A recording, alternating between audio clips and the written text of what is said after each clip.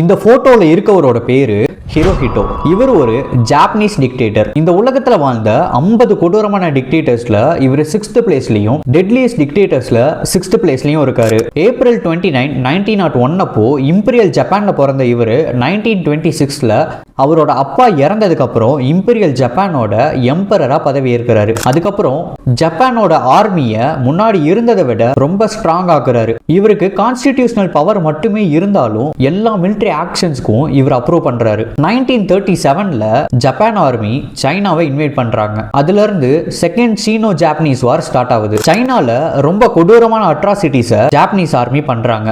இதுல ஒரு முக்கியமான இன்சிடென்ட் தான் நான்சிக் மேசாக்கர். அதுல 3 லட்சத்துக்கும் மேற்பட்ட Chinese civilians and prisoners of war ரொம்ப கொடூரமா கொல்லப்படுறாங்க. 10 லட்சத்துக்கும் மேற்பட்ட சைனீஸ் சிவிலியன்ஸ் இதுல ரொம்ப பெரிய அளவுல பாதிக்கப்படுறாங்க. ஜெர்மனி கூடயும் இட்டாலி கூடயும் அலையன்ஸ் வச்சுட்டு செகண்ட் வேர்ல்டு வார்லயும் ஜப்பான் என்டர் ஆகுறாங்க. அதுக்கப்புறம் தாய்லாந்து கூட மட்டும் அலையன்ஸ் கிரியேட் பண்ணிட்டு சவுத் ஈஸ்ட் ஏசியால இருந்த மற்ற எல்லா கண்ட்ரீஸையும் ஜப்பான் ஆக்குபை பண்றாங்க. ஈஸ்ட் ஏசியா பசிபிக்லயும் மோஸ்ட் ஆஃப் த கண்ட்ரீஸை ஜப்பான் ஆக்குபை பண்றாங்க.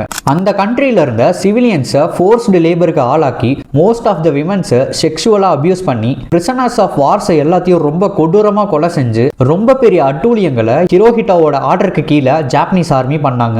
அலைட் ஃபோர்ஸஸ்க்கு யூஎஸ்ஏ வெப்பன்ஸை சேல் பண்றாங்கன்னு சொல்லி பியர்ல் ஹார்பர் அட்டாக்க 1941ல ஜாப்பனீஸ் ஆர்மி பண்றாங்க. அந்த இன்சிடென்ட்க்கு அப்புறம் யூஎஸ்ஏவும் செகண்ட் வேர்ல்டு வார்க்குள்ள வராங்க. 1945ல 2 அட்டாமிக் பாம்ஸை ஜப்பான் மேல லான்ச் பண்ணதுக்கு அப்புறம் ஜாப்பனீஸ் ஆர்மி யூஎஸ்ஏ கிட்ட சரண்டர் ஆகுறாங்க. அதுக்கப்புறம் ஹிரோஹிட்டோவை கான்ஸ்டிடியூஷனல் மொனார்ச்சா அப்பாயிண்ட் பண்றாங்க யூஎஸ்ஏ. ஜப்பான் வந்துட்டு யூஎஸோட இன்ஃப்ளூயன்ஸ்க்கு கீழே வருது.